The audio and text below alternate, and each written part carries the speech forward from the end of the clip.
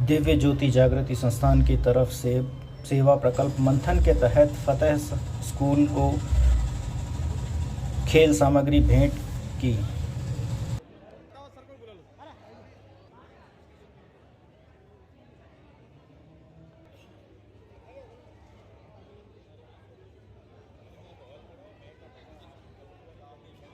गुरुदेव sir Shri Ashutosh महाराज जी की ओर से और हमारी ओर से बहुत बहुत शुभकामनाएं, और ऐसी आशा करते हैं कि इन इक्विपमेंट्स के द्वारा आप और अधिक मेहनत करेंगे और अपनी एनर्जी को एक सही दिशा देंगे। और इसी के साथ यहीं पर अपनी इस वाणी को विराम दूंगी। तो एक जयघोष लगाएंगे, बोलिए भारत माता की। बहुत बहुत धन्यवाद। सर्व श्री आशुतोष महाराज जी की भारत माता की। सर्वप्रथम आप सभी का हार्दिक अभिवादन करते हैं, सुस्वागत करते हैं। और बहुत समय से हम सभी महानुभावों के इन विचारों को हम सभी ने श्रवण किया, जो युवा उत्थान के लिए और युवाओं की जो खेल में रुचि है उसको प्रोत्साहन देने के लिए सभी अपना मूल्यवान समय निकालकर यहाँ पर उपस्थित हुए हैं। समय का अभाव है, इसलिए गागर में सागर बनने का प्रयास करते हैं।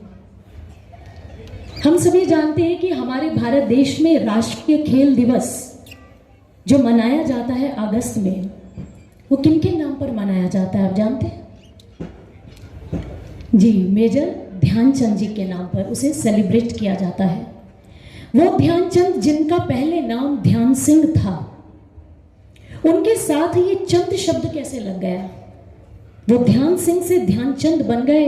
हम जानते हैं 14 वर्ष की आयु से वो हॉकी खेलते थे ध्यानचंद जी, और इतनी कर्मठता थी, इतना वर्क हार्ड करते थे, इतनी डिसिप्लिन्ड लाइफ थी उनकी कि वो चांदनी रात में भी अभ्यास करते रहते थे।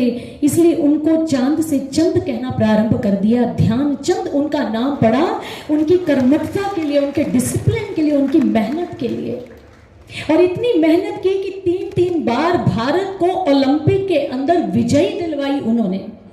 और जब उन्होंने तीसरी बार बर्लिन में जर्मनी के विरुद्ध 8-1 से वो हॉकी का खेल जीता, तो उस समय वो सारे संसार के लिए जो तानाशाह हिटलर था, एडोल्फ हिटलर जो था, वो उनके खेल को देखकर चकरा गया, अचंभित हो गया कि भारत से कोई ऐसा नवयुवक आया और इतना सुंदर खेल खेलकर चला गया। अब एडोल्फ हिटलर के मन में ये बात आई कि मुझे इस खिलाड़ी से मिलना है। वो इतना प्रभावित हो गया उनके खेल से। और ध्यानचंद जी की जब उनसे भेंट हुई, हम जानते हैं इस घटना को, हिटलर ने उनको पूछा कि तुम क्या करते हो भारत में? उन्होंने कहा मैं लांस सिपाही हूं। हिटलर ने आगे से पेशकश की, लोभ दिया उनको ये कहा कि मेरे साथ मेरे देश के लिए खेलो, मेरे पास आ जाओ, मैं तुम्हें फील्ड मार्शल बना दूंगा, ऊंची पदवी दे दूंगा। तुम्हारे देश ने क्या दिया तुम्हें? तुम तो इतना बढ़िया खेल खेलते हो, इतने बढ़िया उत्तम खिलाड़ी हो। ध्यानचंद जी ने यह कहा, यह मेरे देश की जिम्मेदारी नहीं, मुझे आगे बढ़ाना ये मेरी भी जिम्मेदारी है कि मैं अपने देश को आगे बढ़ाऊं। मैं अपने वतन में ठीक हूं, मैं अपने देश में ठीक हूं। और अगले दिन पूरी दुनिया के न्यूज़पेपर्स में ये समाचार छप गया, वह हिटलर जिसके आगे कोई भय से झुकता नहीं, भारत के एक खिलाड़ी ध्यानचंद जी, उन्होंने हिटलर को झुका दिया और उनके उस प्रस्ताव को भी ठुकरा दिया। देखिए, ऐसे थे ध्यानचंद जी, ऐसे खिलाड़ी।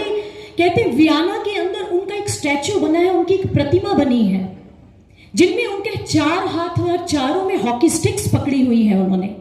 इसका अर्थ वो इसलिए बनाई गई है कि वो ऐसा हॉकी का खेल खेलते थे कि पता ही नहीं चलता था स्टिक कहाँ है और गेंद उसके साथ कैसे चिपक गई। उसको प्रमाणित करने के लिए देखिए उन्होंने प्रतिमा वहां पर बना दी।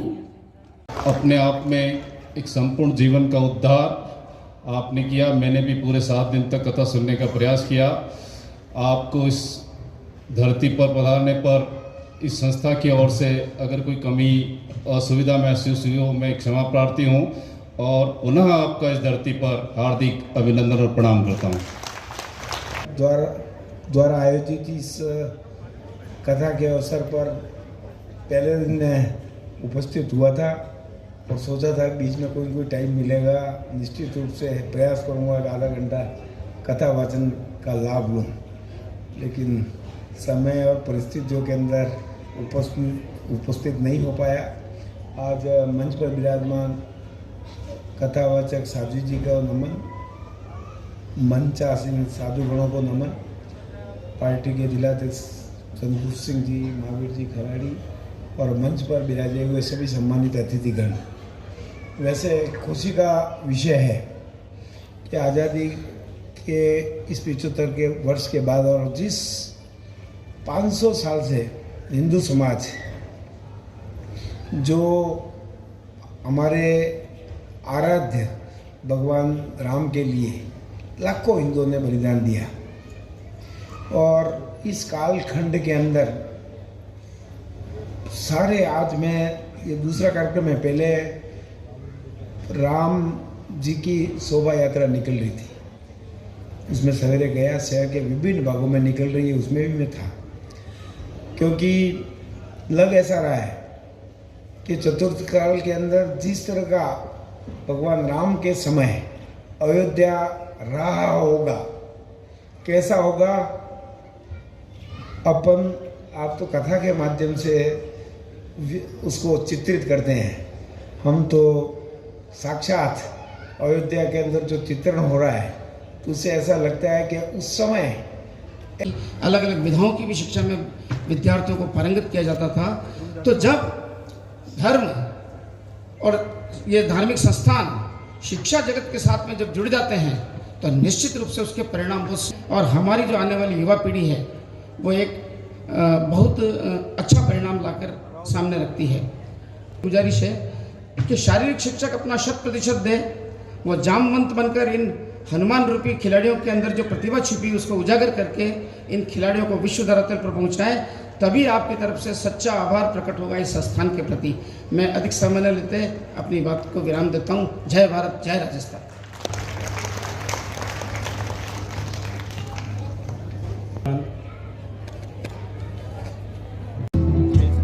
ये ग्राउंड रेसलिंग की टेक्निक है। देखिए ग्राउंड रेसलिंग में ये पितेले टेक्निक है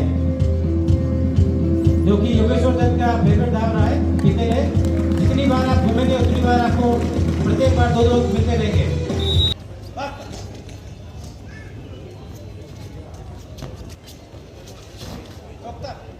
साथ में उत्साहवर्धन भी करें। इन्हीं में से कोई आने वाले समय में हमारे कलाजन गाँव है। नया लग रहा होगा कि एक नया सा कार्यक्रम है, कथा के बाद एक नया विशेष कार्यक्रम देखने को मिल रहा है। दरअसल छोटी सी एक कहानी इस कार्यक्रम के पीछे बताना चाहूँगी।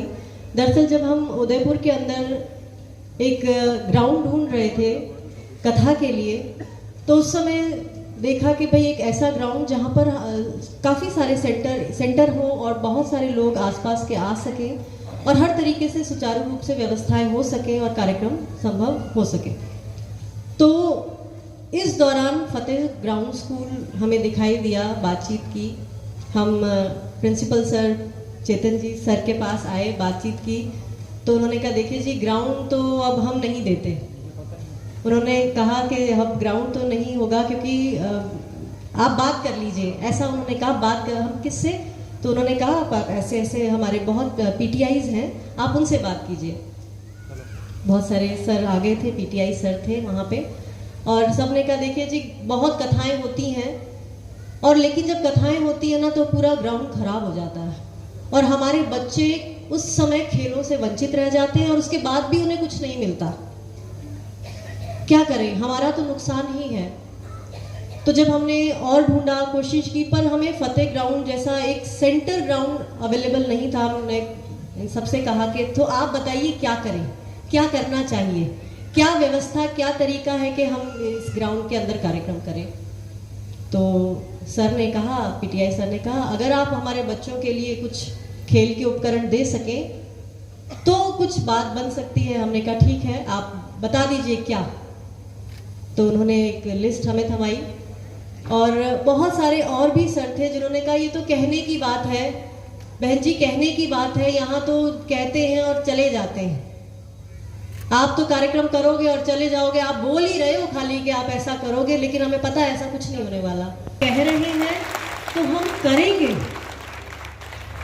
एक ऐसा संस्थान जिसके पुरोधा श्री आशुतोष महाराज जी, जो मिशन ही सत्य पर आधारित है, जिसकी नींव ही सत्य है, वो बोल से झूठ कैसे हो सकता है? वो बोली से हम झूठ कैसे कह सकते हैं? अगर नहीं हो सकता होता तो नहीं ही होता, पर यदि हमने कहा कि नहीं, हम ऐसा जरूर करेंगे। क्यों? क्योंकि इसमें हमें बच्चों का भविष्य ही दिख रहा था। संस्थान का स्वयं का एक मंथन प्रकल्प चलता है, अभावग्रस्त बच्चों के लिए एक संपूर्ण शिक्षा कार्यक्रम है।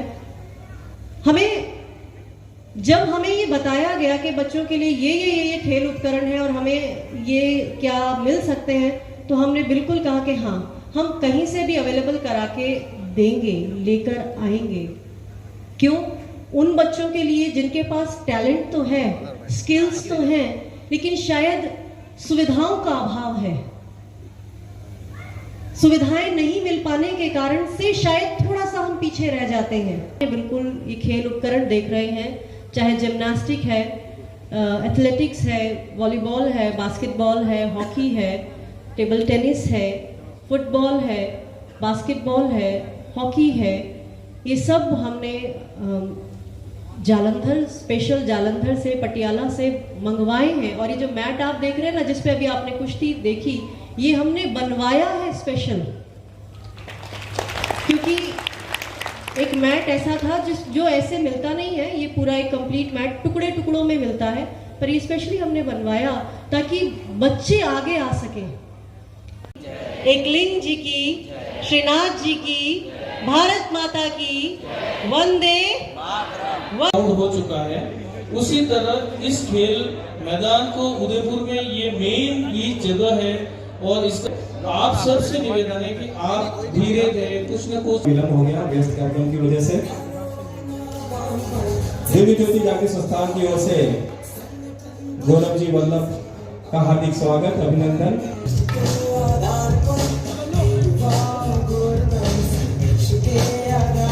दिव्य ज्योति जागृति संस्थान की ओर से चलाए जा रहे मंथन प्रकल्प के तहत आज खेल सामग्री वितरण कार्यक्रम था, जिसमें बच्चों को, फतेह स्कूल के जितने भी बच्चे हैं जो बहुत टैलेंटेड हैं, बहुत प्रतिभावान हैं, किंतु सुविधाओं के अभाव में कई बार ऐसा हो जाता है कि उनकी स्किल्स निखर कर नहीं आ पाती, किंतु संस्थान द्वारा आज उन्हें खेल सामग्री वितरित की गई है, निःशुल्क वितरित की गई है। आप पीछे देख ही रहे हैं, जैवलिन है दिए गए हैं, इसके अलावा जिम्नास्टिक के उपकरण हैं, हॉकी के उपकरण हैं, एथलेटिक्स है, हैंडबॉल है, फुटबॉल है, बास्केटबॉल है, टेबल टेनिस है और वॉलीबॉल है।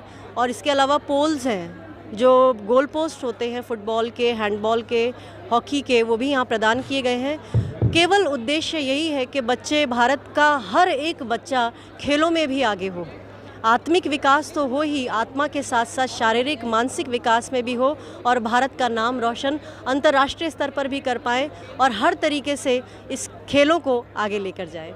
इसी के बाद दिव्य ज्योति जागृति संस्थान एक सामाजिक आध्यात्मिक संस्थान है, जिसके 9 से 10 प्रकल्प समाज के उत्थान हेतु चल रहे हैं। मंच के आसपास और इनका आधार जो है वो अध्यात्म है। यदि कोई भी संस्थान से जुड़ना चाहता है, अपनी सेवाएं संस्थान को प्रदान करना चाहता है, तो उसके लिए उदयपुर के अंदर सेक्टर 14 एल ब्लॉक में हमारा अभी आश्रम है, और एक हमारा आश्रम जो है वो निर्माणाधीन भी है। साथ ही हम अभी वहाँ पर एक अस्थाई हमारा स्थान है जहाँ पर हम रह रहे हैं। कोई भी वहाँ सादर आमंत्रित है। प्रातः 9 बजे से लेकर रात्रि 9 बजे तक आ सकते हैं। आध्यात्मिक चर्चा, सामाजिक चर्चा या किसी भी प्रकार की जो मन के अंदर जैसे भी भाव हो वो हमसे कर सकते हैं। धन्यवाद। देखिए, जो दिव्य भागवत कथा का भी यहाँ आयोजन हुआ, और भागवत क्या है? भागवत हमें जीवन जीने की कला को सिखाता है, और जीवन जीने की कला को सिखाता है तो जीवन जीने की एक कला में व्यक्ति का संपूर्ण व्यक्तित्व के निर्माण के लिए खेलों की भी बड़ी भूमिका है। तो जिस तरह से आशुतोष जी महाराज, जिनका पूरा देश, पूरा विश्व जिनको पूजता है, आशुतोष जी महाराज के अंतर्गत ये जो आयोजन किया गया, जिस तरह से खेलों को बढ़ावा देने के लिए। और आप देखिए कि मुझे अच्छी चीज़ सबसे ये लगी कि सिर्फ एक खेल नहीं, क्योंकि जब हमारे देश में क्रिकेट तो हमारा धर्म है ही, पर क्रिकेट के अलावा भी खेल है। तो मुझे सबसे अच्छा ये लगा कि जेवेलियन को दिया गया, क्योंकि आज जेवेलियन ने भारत का मस्तिष्क, हर भारतीय को गौरवान्वित होने का मौका दिया। हॉकी की स्टिक, फुटबॉल, हैंडबॉल, क्रिकेट की बॉल, बास्केट की बॉल, आप देखिए जिस तरह से खेलों को बढ़ावा देने के लिए, क्योंकि मुझे लगता है भागवत का कथा का मूल्य ही है कि जीवन जीने की कला, और जीवन जीने की कला में सबसे महत्वपूर्ण जो स्थान है वो व्यक्ति का ज्ञान है और उसके बाद खेल कूद है। तो 5-7 दिन तक तो भागवत कथा चली जिसमें ज्ञान दिया गया, और जब समापन हुआ तो ज्ञान के साथ खेल कूद के उपकरण जो स्कूल को, जो अन्य जो संगठन है उनको जो डोनेशन खेल कूद के सामान के रूप में, और ये टर्फ देखिए आप, कुश्ती जिसने भारत का हर जगह परचम लहराया है, उस टर्फ को, कुश्ती के टर्फ को एक डोनेशन दिया गया। मुझे अद्भुत लगा, और मैंने इसीलिए महाराज जी से भी मैंने ये पूछा कि खेल कूद की सामग्री महाराज जी क्यों, तो आप जवाब दे रहे थे कि इसका ये कारण है कि जब हमने ये भागवत के लिए इस ग्राउंड को लिया तो ये ग्राउंड में लोग खेलते थे, उनकी अभिलाषा थी, पर उनके मन में ये संदेह था कि क्या ये काम जो बोल रहे हैं वो जितना खेलकूद के सामग्री को डोनेशन का बोल रहे हैं वो दे पाएंगे कि नहीं, पर दिया गया। बहुत अद्भुत काम हुआ खेलों को बढ़ावा देने के लिए और लोगों को जीवन जीने की कला सिखाने के लिए भागवत के आयोजन का भव्य कार्यक्रम हुआ। महाराज जी, हम सब लोग उदयपुर वासी आपका हाथ जोड़कर इस सब काम के लिए हम आपके अनुग्रहित रहेंगे, और प्रभु दिव्य गुरु श्री आशुतोष जी महाराज जी तो प्रेरणा स्रोत पूरे देश क्या विदेशों में भी आपके अनुयायी है। आप जिस तरह से धर्म के काम के लिए, जिस तरह से जीवन जीने की कला के काम के लिए आगे बढ़ाकर काम कर रहे हैं, हम सब लोग उदयपुर वासी आपके अनुग्रहित रहेंगे। धन्यवाद।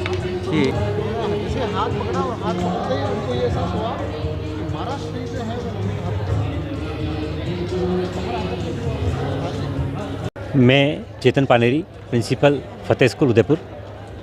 आज यहाँ जो दिव्य ज्योति जागृति संस्थान द्वारा भागवत सप्ताह का आयोजन किया गया था, उसके समापन के अवसर पर खेल सामग्री वितरण समारोह किया गया है, जिसमें संस्थान द्वारा जब यहाँ भागवत कथा के लिए संपर्क किया गया था, तब जब ग्राउंड की उन्होंने डिमांड की थी, तब हमने कहा था यहाँ बच्चे डेली प्रैक्टिस करते हैं मॉर्निंग और इवनिंग, और वो अफेक्ट हो जाएगी, तो उनको थोड़ा सा मना कर दिया था एक बार।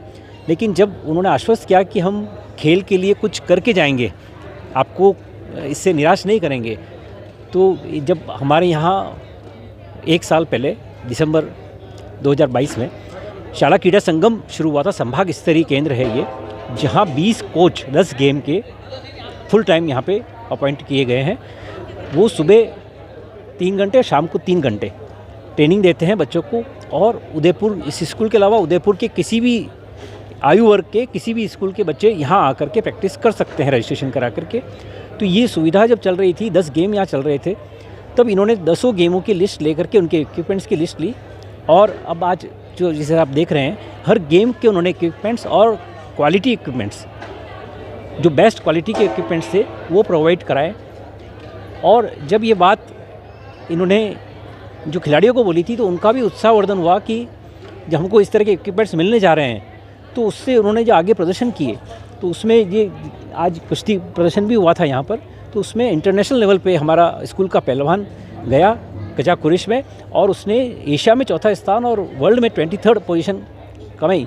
तो हम आश्वस्त करते हैं कि ये इक्विपमेंट से जो आगे बच्चे खिलाड़ी निकलेंगे वो इंटरनेशनल लेवल पे जाएंगे और भारत का नाम रोशन करेंगे स्कूल के साथ साथ, वो क्योंकि आगे जब इंटरनेशनल लेवल पे जाएंगे तो भारत का नाम रोशन होगा।